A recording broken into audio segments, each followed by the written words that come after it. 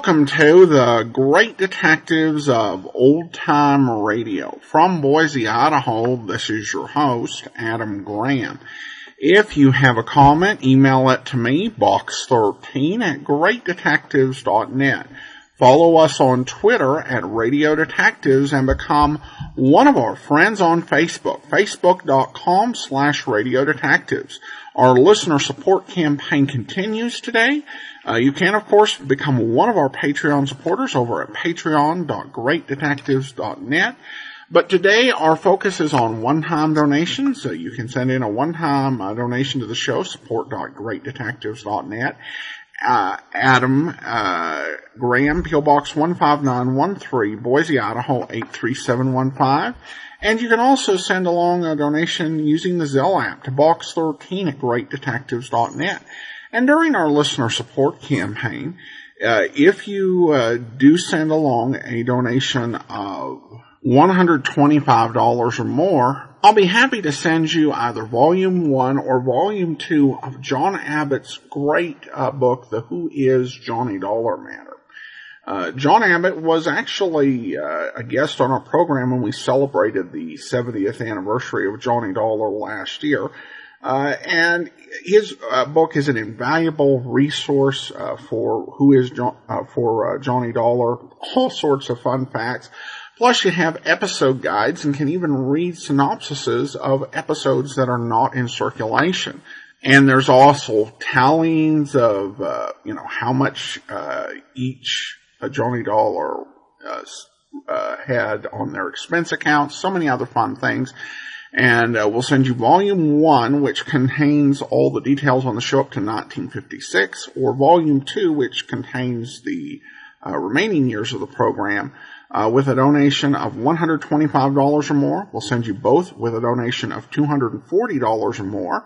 And if you'd like digital versions, we'll send it with a donation of $50 for one or $100 for both. Full list of available thank you gifts over at support.greatdetectives.net.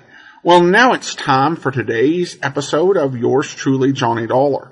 The original air date, November the 18th, 1950, and this one is the Nora Falkner Matter. From Hollywood, it's time now for Edmund O'Brien as Johnny Dollar. Jim Morris, Johnny. You working on a case? Founded Kentucky, yes, but not insurance. Good. Will you go out to the West Coast for us? Maybe. What is it? Murder, marine theft, arson, or something new? It's nothing yet. Our manager in Los Angeles phoned this morning. A woman out there wants to buy a $200,000 policy on her life. Well? Oh, it's not that we don't want the business, but the sales agent doesn't want to take the responsibility of a deal that size. He thinks she's holding something back. We've decided to investigate. How old is she? I don't know. Why? Well, I thought I'd ask. There's one kind of woman to investigate, you know, and then there's another. When do you want me to leave?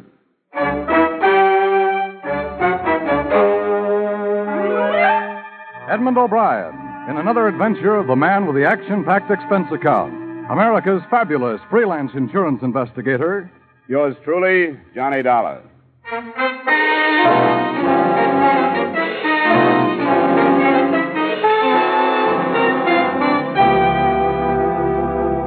Expense account submitted by Special Investigator Johnny Dollar to Home Office, Great Eastern Life Insurance Company, Hartford, Connecticut. The following is an accounting of expenditures during my investigation of the Nora Falkner matter. Expense account item 1, $220 airfare and incidentals between Hartford and the Great East Building, Miracle Mile, Wilshire Boulevard, Los Angeles. The only apparent miracle was the fact that pedestrians crossed Wilshire constantly without getting killed.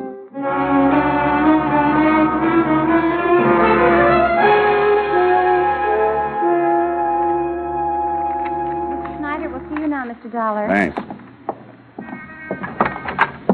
Sorry to keep you waiting, Mr. Dollar. That's all right. Let's see. Nora Tracy Faulkner. There you are. Thanks. 200,000 to go to her husband. How did it start, Mr. Snyder? She phoned one of our salesmen, a fellow by the name of Nelson. He went out to her house. The address is there. And she told him what she wanted. He says he was counting his commission at first, but after he filled out the application, he began to wonder. About what? Her. She told him she planned on paying 6 months' premiums and wanted to know how soon the policy would be in effect. Acted unnatural, as he put it. I think we ought to find out about her. I don't like this kind of thing. It's a blind search. I don't even know what I'm looking for. But I'll start on it in the morning, and I'll let you know how I come out.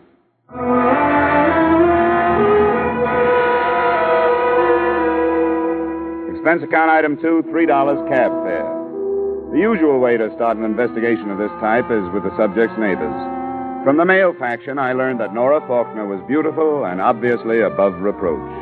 The female faction reversed that decision and reported that she lived with her husband and his mother, but hadn't been seen for the past few days. Realizing that mothers-in-law are fair sources of information, I put her next on my list.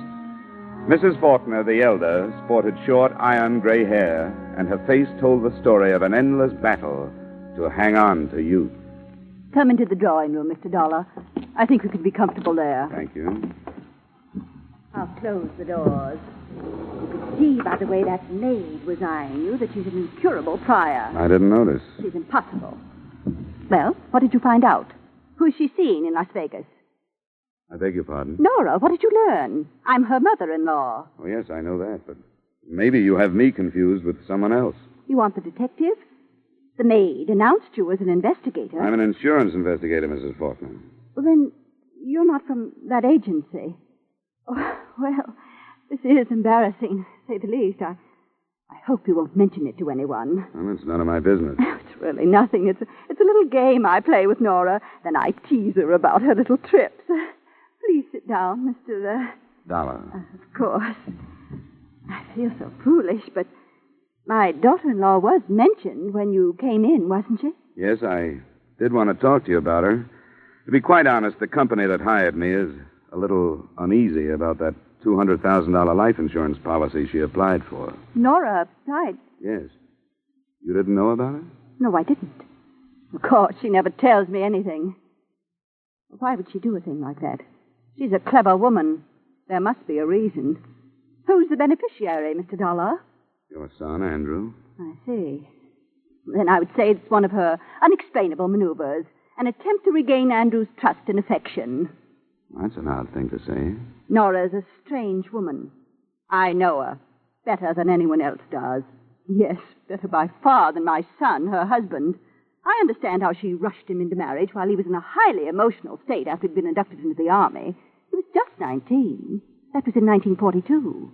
I know the gay life she led while he was living in foxholes overseas and while he was convalescing here after the war. Mrs. Faulkner, I realize that all these things seem very important to you, but... Mother, Oh, I'm sorry. I didn't know you had company. Come along, Andrew.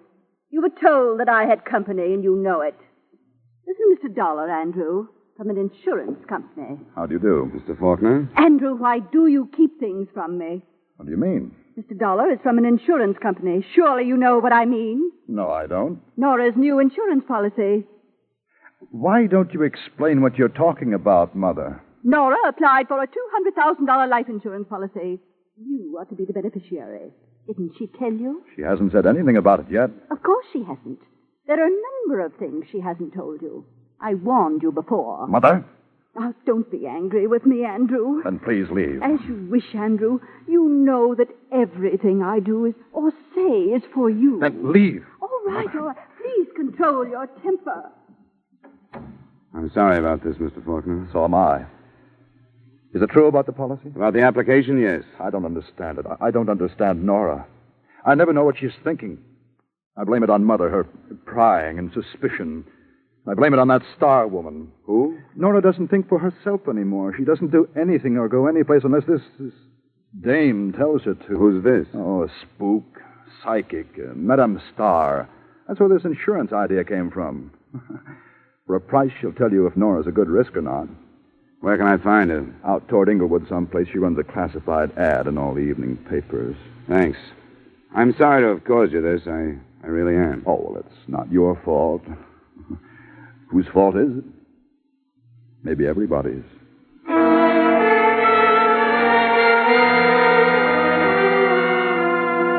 It was obvious after meeting Andrew Faulkner and his mother that the application for the policy wasn't the only unusual element in the matter. But on instruction from the company's Los Angeles manager, I continued my investigation. Expense account item 3, $450, transportation to the address of Madam Starr, a one-story frame house with heavily draped windows and a sign outside that advertised advice.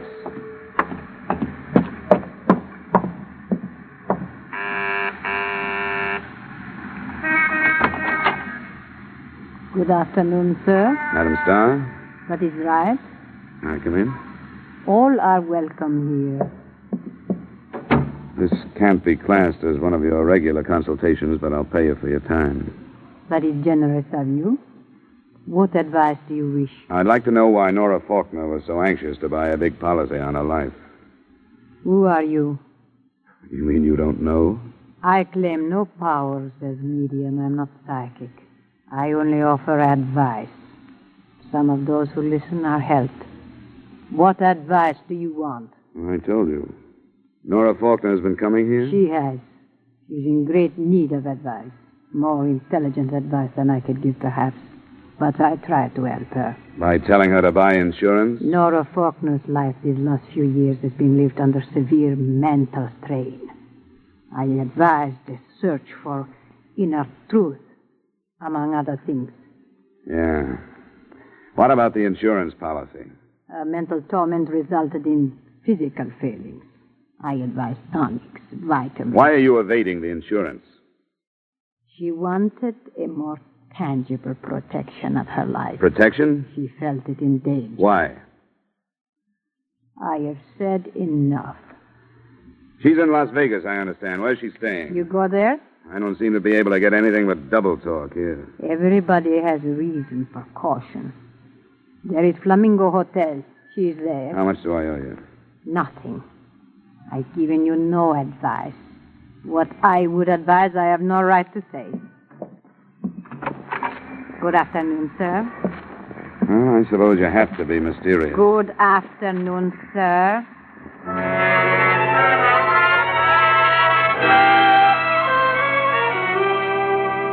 Expense account item 4, $450, return trip to my hotel.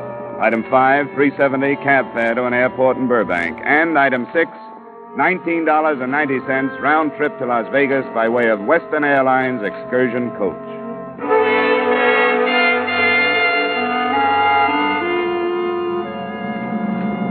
My seatmate turned out to be not only a tourist consultant, but a wit. Your first trip to Las Vegas? No, I've spent a little time there. Great town. Greatest resort I've ever seen. You like to fish? Well, I used to. I don't have much time for it now. I'm always going to start again. You know how it is. But start on Lake Mead, believe me. Why, they got bass in that lake. Now, look, the last time I was there, 2 of us went out. I'd broken my rod. Nothing but a stump. But I put a paper clip on the end and Sir, what is your name? Huh? Oh, Esmond. Harry Esmond. Thank you. And your name, sir? Dollar, Johnny Dollar. Thanks. Dollar? Yeah, and I know what's coming. Name like that, a place like Las Vegas, you might be going in the right direction, brother. Sometimes I wonder.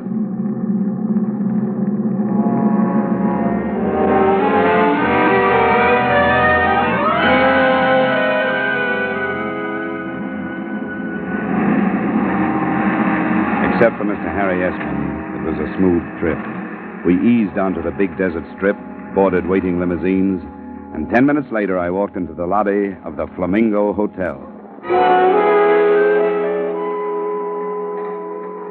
Mr. Gostein, please. Long distance. Yes, sir? My name is Dollar. I have a reservation. Long Oh, distance. just a moment, please. Yes, sir. You signed the register. Right. You have a Mrs. Andrew Faulkner staying here, or Nora Falkner? Nora Falkner. Sheriff Wood. What's the trouble, son? Mr. Dollar just registered. He asked for Nora Falkner. Oh, he did, huh? Well, I'll tell you, Mr. Dollar. You may want to talk to her, but she don't want to talk to you or anybody else. She can't. What's the matter? She must have had her dinner outside the main dining room. She's in the hospital. She's been poisoned.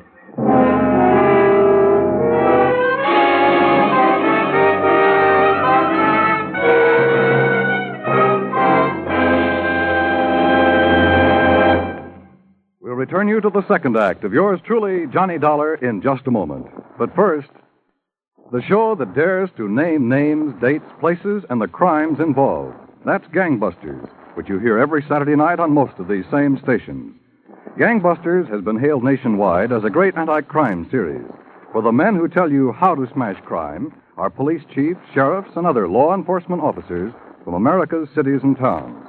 Each Saturday, Gangbusters brings you a new case taken from police files, showing you how a criminal was brought to justice. Often, the police officer who headed the chase narrates the story. Be listening for Gangbusters this evening and every Saturday evening on CBS, The Star's Address. Now, with our star, Edmund O'Brien, we return you to the second act of Yours Truly, Johnny Dollar.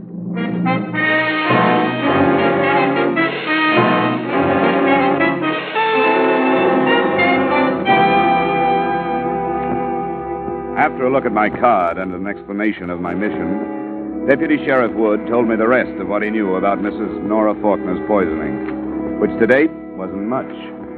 There was no proof of how she'd gotten the poison dose, and the last time he'd seen her, she'd been too ill to talk.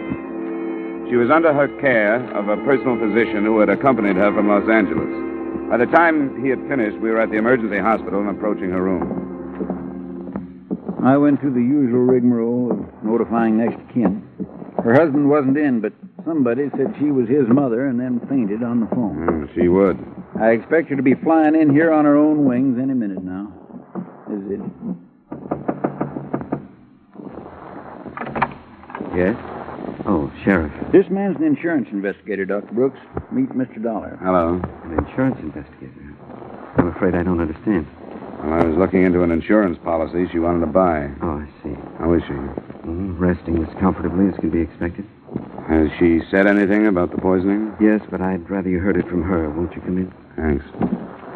After you, Sheriff? Sure, I'll tag along. Make it look official and learn how you city boys operate. Who is it, Peter? These men want to talk to you, Nora. I want you to tell them exactly what you told me. I don't want to talk about it anymore. Please, Nora. All right. I couldn't stand it any longer. I didn't want to go on. I wanted to die. You took the poison, Mrs. Faulkner? Yes. Not because I'm a coward. Because there's nothing about life that I don't hate. I don't want any more of it. Where is the poison? I destroyed it. Destroyed it? Why should you do that? I don't know. How can you expect me to know why I did little things at a time like that? I don't know. Peter, please, I don't want to talk anymore. I don't want to talk anymore. I think we'd better let her rest.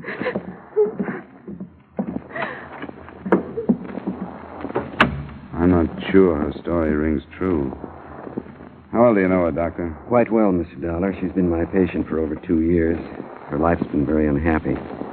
You find it hard to believe that the poison was self-administered? Yes, I do. Why would she lie to protect someone who attempted to kill her? I don't know, but suicides don't do things like destroy poison. Or take it when they know room service is on the way up to their room with a meal. That's a downright waste of everybody's time. The waiter did find her, didn't he? I hadn't thought of it. Good Lord. What? The vitamin tonic she was taking. The dose included one before her evening meal. Tablet form, or is it liquid? It's a liquid Hadico. And the poison could have gotten to her that way.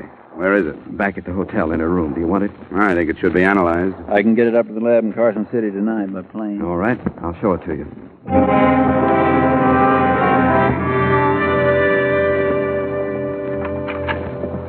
I think she kept it in the medicine cabinet. I'll look. Yes, here it is. Oh, the devil. What happened? Clumsy fool. Sorry, I dropped the bottle. The wash basin's a bad place to drop evidence, Doctor. Sheriff, can we save enough of this stuff? It's going down the drain. Don't need much. I can scoop some up with my knife. I'll find something to put it in. An aspirin box would do. Here, I'll hold it. Watch that broken glass. I'm sorry, gentlemen. If the Hadico does contain the poison, I imagine my position won't be bettered. But it was an accident. Neither the sheriff nor I reacted to that. We retrieved enough of the liquid for tests and went back to the lobby. 2 men were waiting for us near the desk. How's it stacking up, Woody? Well, got a real civilized mystery on our hands, Nev. This is Mr. Dollar, Max Lewis and Nev Gilbert. Hello. How do you do? These boys help run the place. when it isn't running then. What happened to Mrs. Faulkner, Dollar? Well, she says she tried to kill herself, but the signs make it look like somebody might have slipped the stuff to her. She's going to be all right? Seems to be. We'll send her flowers in the morning, Max. Remind her. Yeah. I'll go get this tinned evidence on a plane, Dollar. See you in the morning. Fine, Sheriff. If the boys here will take care of you.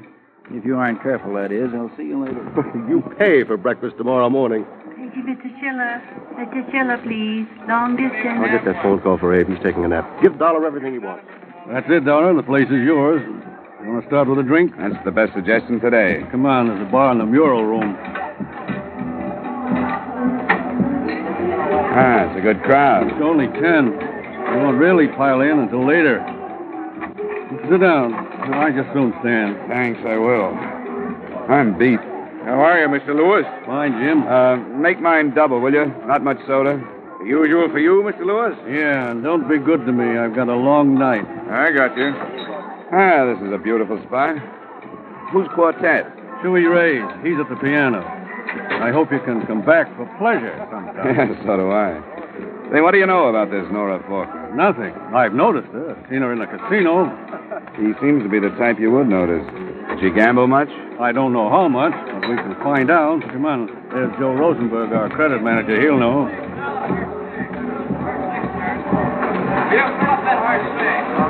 Hi, Max. This is Mr. Dollar, Joe. He's here looking into this Nora Falkner business. He wants to know how much she gambled. Oh, sure. I looked at her card right after I heard what happened. She signed to get a $500 check cashed, so that's all she got. What do you mean, sign for it, Joe? That's our deal here. You put down what you think you're going to need, and that's all you can get. We don't want our customers getting hurt. Take you, for example. You come in cold, sober, and cash a check for $200. Then, a few hours later, with a flock under your belt and the $200 gone, you come back to me and say you got to have another $200 because you're going to break the joint.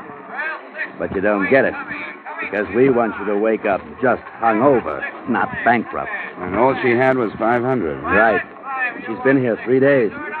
She didn't look like she'd get into trouble over an amount like that.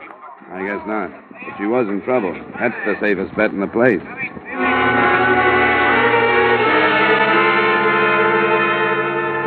It began to look as though I was in the wrong place to find a motive for attempted murder. I talked to a dealer who remembered her, a bartender, and a couple of waitresses who linked her with Dr. Brooks, but none of their statements led to anything. And then, a little past midnight, Andrew Faulkner and his mother arrived. I met them just inside the main entrance. Oh, Mr. Dollar, I didn't expect to find you here. The insurance company wanted me to follow it through. What has happened, Mr. Dollar? Your wife will recover. Oh, but they told me on the phone. She was discovered in time, and they got her to a hospital. Oh, I'm so relieved. We haven't been friendly, but when they called, I can't tell you how shocked I was. You've seen her? Yes, I've seen her, but you won't be able to until morning. What did she say? How does she explain this? She said she hated life and didn't want any more of it. I see. I suppose she mentioned me. Well, she didn't mention anybody.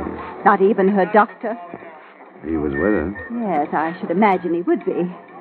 Well, I am relieved. Scandal and difficult decisions to come, notwithstanding. What is your room number, Andrew, dear? 302. And I'm in 117. In case you need us for anything, Mr. Dollar. I don't think I will, Mrs. Faulkner. I'll probably see you in the morning, and I hope you have a good rest.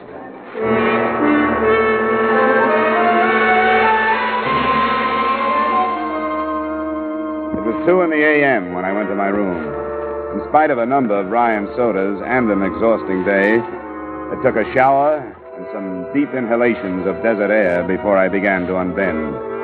I propped myself up in bed with a magazine and was almost asleep when my phone rang. Johnny Dollar. The long arm of justice, Dollar. Oh, yeah, Sheriff. I'm back at the hospital. There's been more trouble. The Faulkner girl's been shot. Shot? Is she alive? Not quite half alive, I'd say. They're trying to bring her around now. I'll see if we can get a statement. I want you to come over. Sure, I'll be right there.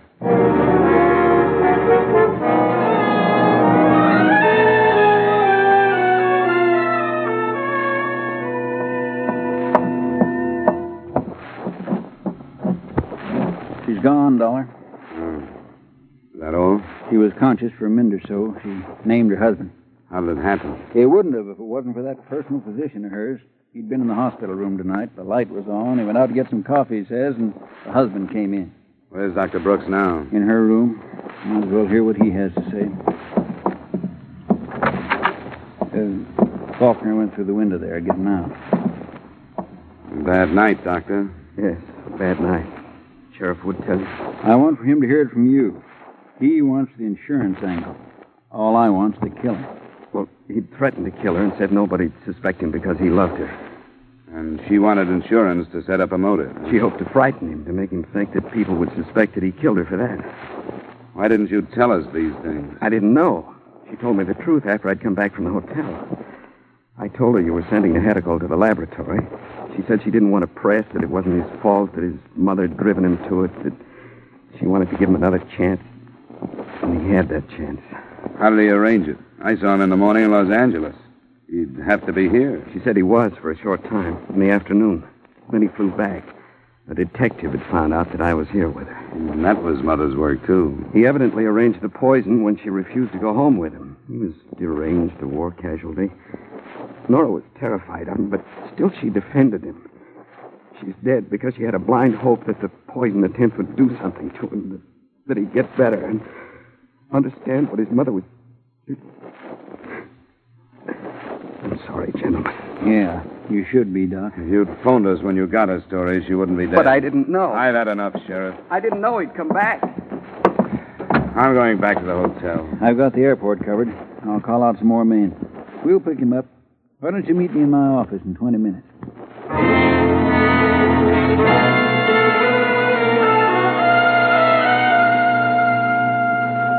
This kind of thing I'll leave to you outsiders. We haven't had much experience with this stuff. Did you talk to the mother? Yeah, I talked to her. She admitted a lot of lies. She wanted to get the girl away from her son, but couldn't understand how he could have done this. Well, how do we find him? We sit here and wait. Las Vegas is a bad place to get away from.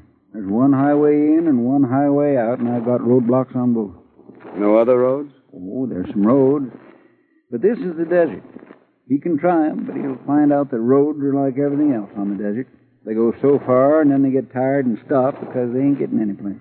And we wait for a radio report. It might take some time, but it'll come. A lot of things to fight out here. Outside of town, you couldn't get a drink for $1,000. It's so dry.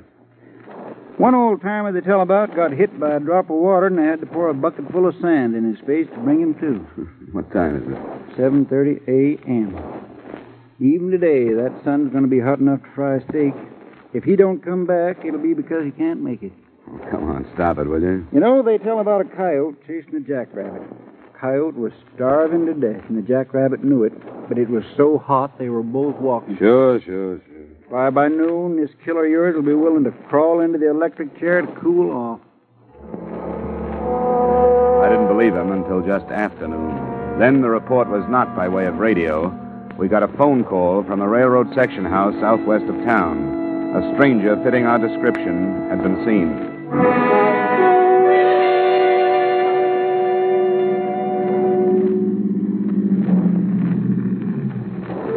Hello, Sheriff. Hi, Ben. Where is this thing you talk about? Well, my kids sneaked up on him. They tell me he went into a drain culvert under the tracks a mile down. You want to help? No, thanks. They say he's got a gun.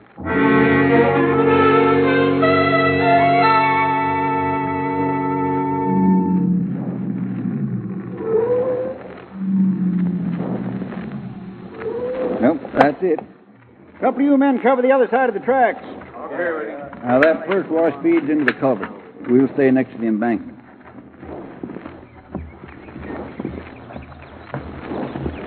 This is close enough for now.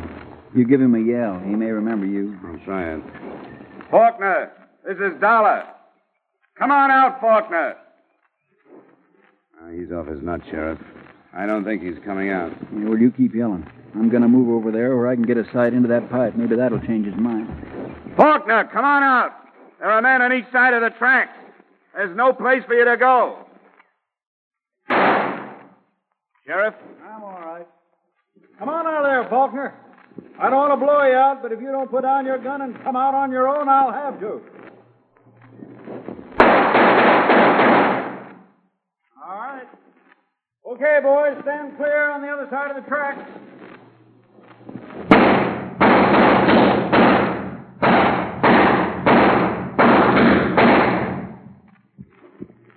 Faulkner? You don't expect an answer, do you, Sheriff? No, guess not. Poor cuss. Who carried his life insurance, you know?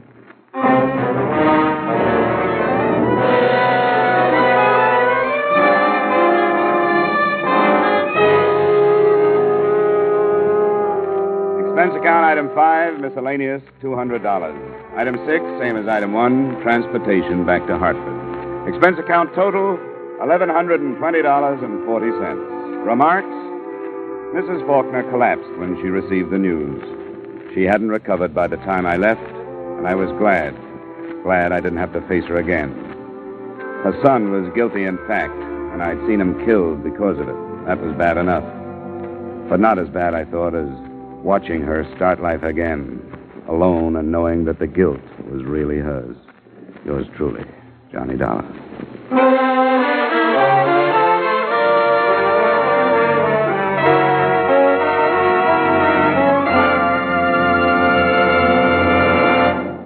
Yours truly, Johnny Dollar, stars Edmund O'Brien in the title role and is written by Gil Dowd with music by Wilbur Hatch. Edmund O'Brien's latest picture is the Paramount Pictures production Warpath.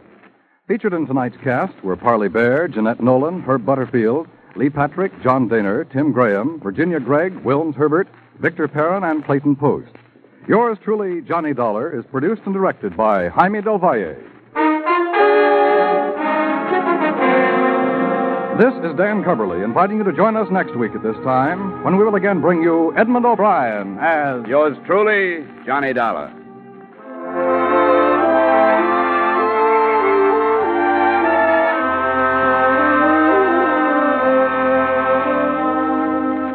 Are you ready to sing it again tonight?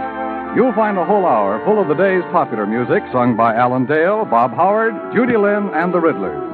The Phantom Voice is a puzzler, but some CBS listener will win $5,000 in cash. Now stay tuned for Von Monroe's Caravan, which follows immediately on most of these same CBS stations.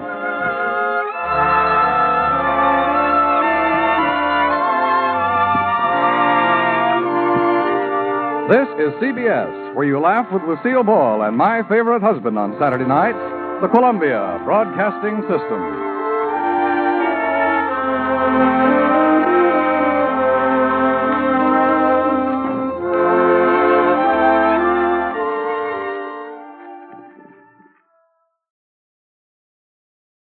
Welcome back. Well, this is a fun episode, a little bit of an Easter egg here with, Johnny flying into Nevada and having this guy tell him all about the fishing. And Johnny's like, yeah, I used to do that, but haven't had time recently. And it's a nice, reminder. Obviously, no coordination and with future series runner Jack Johnstone, and certainly Johnstone probably did not go back and read through old scripts. At least not as far as I know. But who knows, he may have gone back through some of these now that I think about it. Because a lot of these are available. But probably not. Mostly it was probably just things that came out of his head. But in this case, of course, long way of saying it, but of course Johnny really got much more into fishing during the Bob Bailey era, and his favorite place to go was Lake Mojave Resort, and often ended up coming there by way of Vegas flight. Now we turn to listener comment and feedback, and Mike writes, not a real Edmund O'Brien fan, but his shows were very well done. And then we had Denise ask a question, what about Casey Crime Photographer or some Philo Vance plays? Well, Casey Crime Photographer will be here before you know it. We only have about 3 months to go until we get into that series. As for Philo Vance, that'll be at the end of Mystery is My Hobby. So we'll be getting into that series, I think, about a year, maybe a little bit more. But thanks so much for the question, Denise. You can find a list of all the programs we're doing or planning to do or have done. So I guess all 3 tenses are covered here for you. Go over to biglist.greatdetectives.net. Well, and again, I do want to encourage you, if you or so desire to send in a donation, support.greatdetectives.net. And if you do send in a donation of $75 or more, I'll happily send you either Poirot's Finest Cases or Marple's Finest Cases by Agatha Christie, collecting all the short stories for those two great detectives. Well, I do want to go ahead and thank our Patreon supporter of the day. I want to thank Dan. Dan's been one of our Patreon supporters since March of 2016, currently supporting us at the Detective Sergeant level of $7.14 or more. Thank you so much for your support, Dan. All right, join us back here tomorrow for a previously uncirculated episode of Police Blotter. And then next Friday, we'll be back with an episode of yours truly, Johnny Dollar. And next Saturday, we'll be getting into Treasury Agent. So in the meantime, do send your comments in to box13@greatdetectives.net. Follow us on Twitter at Radio Detectives and become one of our friends on Facebook, facebook.com/Radio Detectives. From Boise, Idaho, this is your host, Adam Graham, signing off.